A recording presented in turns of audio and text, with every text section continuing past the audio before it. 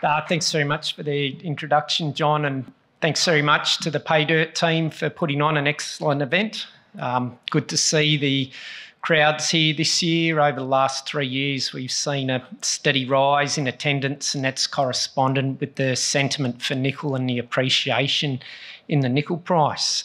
So today I'm going to be giving you an update on Ardea Resources and focusing on our flagship Kalgoorlie nickel project, and very much talking about the location, resource and flow sheet for sustainable critical mineral supply. Standard disclaimer, and you can find a full copy of our presentation on the ASX platform and also on the Ardea website. Very quick corporate overview, and the main points to make here are a very experienced team with a track record of success in working on and developing globally significant resource projects. We've retained a very tight capital discipline, just over 138 million shares on issue, debt-free, cash on hand at the end of the June quarter, 11 million, and importantly, the board and management team, we've all got skin in the game, so over 10% equity, and the top 40 shareholders, just over 60% equity, the top 20 just over 50%, and we've got research from Petra Capital. So the Kalgoorlie Nickel Project, or the KNP as we like to refer to it internally. So we've had a lot of fantastic presentations today and lots of really good information about the nickel demand and just that demand continuing to grow, and there's just not sufficient supply to meet that demand. We just heard Auroch mention that nickel is expected to increase 5 times over the next 9 years, and I've heard a lot of people say that those estimates are quite conservative. So we'll all agree that nickel demand is growing and it will continue to grow, and we've got traditional uses such as stainless steel, but more importantly, energy storage for lithium-ion batteries and the electric vehicle revolution. Nickel sulfides traditionally have provided most of the nickel for those sources. There's just simply not enough nickel sulfides in the world. Rates of discovery are declining and the growth in nickel demand is rapidly outstripping it. Nickel laterites have to be part of the production source moving forward. There is no electric vehicle revolution without the development of globally significant nickel projects such as the Kalgoorlie Nickel Project.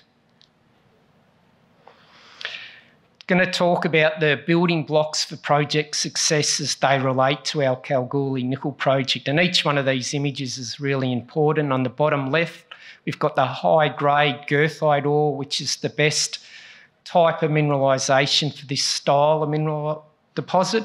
Then we've got the mixed hydroxide precipitate there, shown in the beautiful green colour.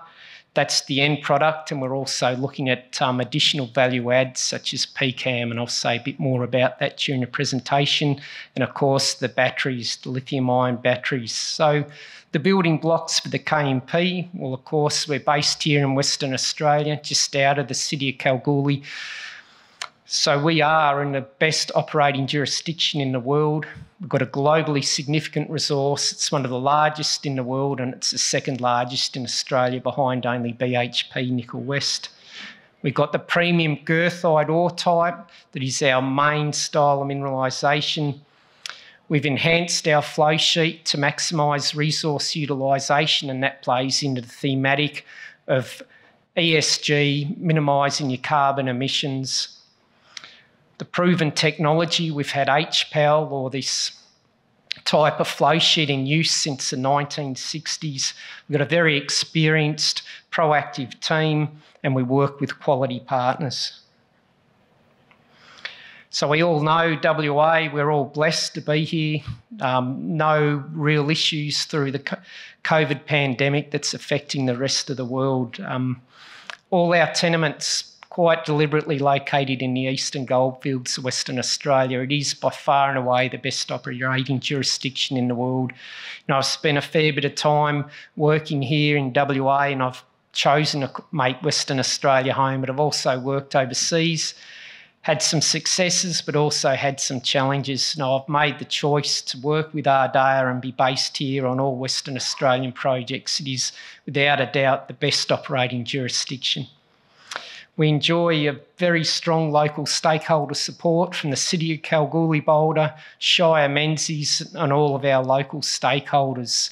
Having that local presence is just imperative to how you operate. I'll highlight the KMP tenements on this image, all shown in red, and importantly, you can see the infrastructure links. So we've got road, rail, gas pipelines, mobile coverage, everything you could want for a brownfields project development. And we talk about the rich mining history in and around the City of Kalgoorlie, Boulder over 120 years, mainly in the gold sector, and we know that the region rehabilitates well. We've got no competing land use. We know the Great Western Woodland, it rehabilitates very rapidly. So we don't have issues like tailings disposal for some of the laterites being developed in jurisdictions like Indonesia and the Philippines. We don't have tectonic issues. We don't have huge rainfall. It really is just the optimum location to develop a large-scale resource project. The location now, so the KMP's most advanced project and the first target for production is what we call the Goongarrie Hub. So Goongarrie is located 70 kilometres northwest of the City of Kalgoorlie, Boulder, and linked by road and rail. We've got road and rail access to the deep sea port of Esperance on the south coast and Perth and the Kwinana Battery Hub on the west coast. So over the last 12 months since I last presented here, we've done a lot of work on our KMP resource space. Our initial target was to define 15 years at plus 1% nickel. So assuming 2 million tonnes per annum, there's 30 million tonnes. We've absolutely blown that away by defining a high-grade core over the last 12 months of 78 million tonnes at 1% nickel plus very strong cobalt credits. So there you can see in sight high-grade ore feed for a minimum of 25 years. So that's the first building block that goes into our DFS study. A bit more about the geometallurgy and the resource. So the resource is the most important building block. So far in our Goongarrie Hub tenements, we've completed, or there's been historically over 430,000 metres of drilling undertaken. We've had some great presentations over the course of today, and a lot of those companies are aspiring to make significant discoveries. With 5.9 million tonnes that contain nickel within the KMP, we've got the luxury of a lot of that hard work being completed, and now that feeds into our definitive feasibility study, and it's understanding the geology that feeds into ensuring the best possible outcomes. So the flow sheet. So again, over the course of the last 12 months, there's been a lot of work undertaken in revising the flow sheet, and it's all about maximising resource utilisation, and that plays into all the ESG thematic, and also the flow sheet's aimed at minimising carbon emissions. Our on-site power and energy for the HPAL process is generated from an on-site acid plant. So that again minimises your carbon emissions. Everything is interacted. It's all off-the-shelf technology. As I say, it's been in use in various forms since the 1960s, and the most successful HPAL operation in the world today is Coral Bay in the Philippines, and a lot of what goes into our flow sheet is based on that success. So I'd urge you to come and visit the Ardea team, booth 7. We've got Mike Miller here, our technical services manager, and he's very keen to give you the good oil on the flow sheet. A little bit more on Coral Bay now, and you can see that the horizontal submarine, as they're called, that's the autoclave in the foreground of that photo. And then all the steam and heat, that's all the vertical chimneys there that feed into the process. So we've got to remember this is a hydrometallurgical process. Everything goes in a solution when it's put into the autoclave. So from that pregnant liquor solution, we're able to extract the nickel and the cobalt. We've also defined a large scandium resource from the Goongarrie Resources, and we're also in the midst of undertaking detailed feasibility study work to look at other critical minerals such as rare earths that can come out of that pregnant liquor solution, because as I say, everything goes in a solution. And the other part about maximising our resource utilisation, we're going to have the autoclaves, but we're also going to have the atmospheric leach circuit. And what the atmospheric leach circuit does, that it enables us to make sure the acid plant keeps working, and it keeps working hard to generate our power, but we're also able to get additional nickel and cobalt metal credits through the atmospheric leach circuit, and we'll be saying a whole lot more about that. In terms of Coral Bay now and the ramp-up rates, best in class, 2 autoclave trains brought into production, both of them achieved over 100% of nameplate capacity within 12 months of first operation. Great achievement, and we're looking to emulate that at Goongarrie. So the proven technology. So certainly it's all about good materials handling. I've given you an overview of the resource, the first and fundamental building block. We've got the modular ore preparation circuits, so it's all about simplifying the circuit and ensuring there's no supply issues. When we talk about high density slurry feed, it's all about ensuring you get as many tonnes through your plant as possible, and that ensures the maximum metal production. In terms of the chemistry, it is a hydrometallurgical circuit. We've got very experienced personnel ensuring the best-in-class design, and similarly from my own side, I've been involved in a very successful large-scale hydrometallurgical project overseas on a scale of 15 million tonnes per annum, with peak material movements of over 140 million tonnes per year. So everything we're envisaging at the KMP, it's been done before. We've worked on globally significant projects, so we've got the team to take our project through the DFS. And as I mentioned, we'll be saying a whole lot more about the outcomes of that work as this important undertaking continues. Talk about working with quality partners.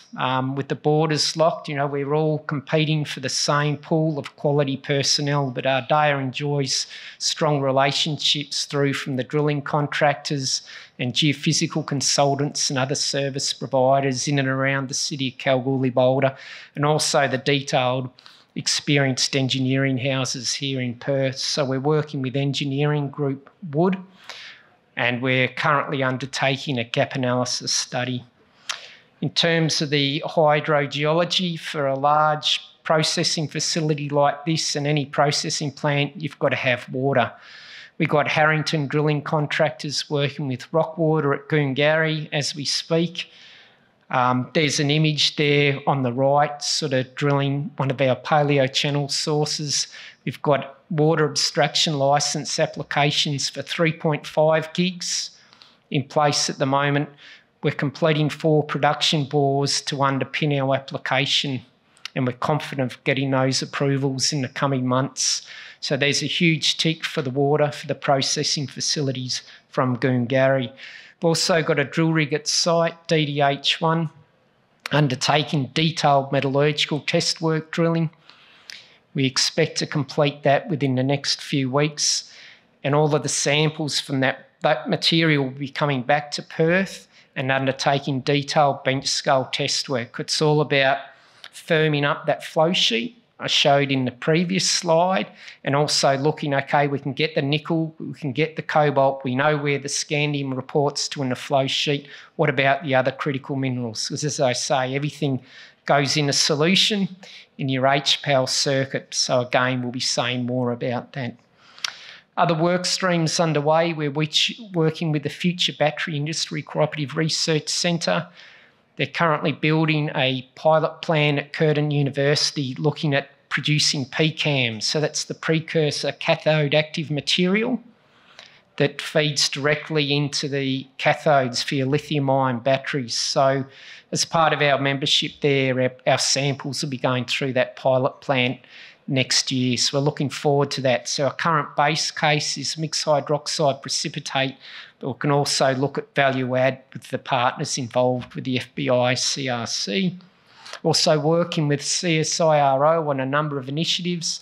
able to catch up with some of their team earlier today at the conference. And yeah, really looking forward to the results from a high logger study. Again, that helps you quantify your mineralogy, and it all flows into understanding your geometallurgy and getting the most out of your flow sheet.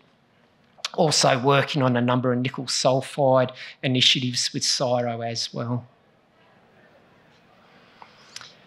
Everything we do with the Goongarrie Hub feasibility study work is about sustainable and ethical principles. Here we've got the steam power block flow diagram shown on the left, and I mentioned the importance of the acid plant being an integral part of that hydrometallurgical flow sheet. That's going to generate our power. Once in operation, we're not drawing power from the grid. We get the power from the acid plant. So again, there's significant benefits there to minimising your CO2 emissions, and the graphs on the right sort of highlight that energy balance. So we've got some of the largest laterites in the world in jurisdictions like Indonesia. We already know from the work completed to date that our emissions are expected to be at least 4 times lower.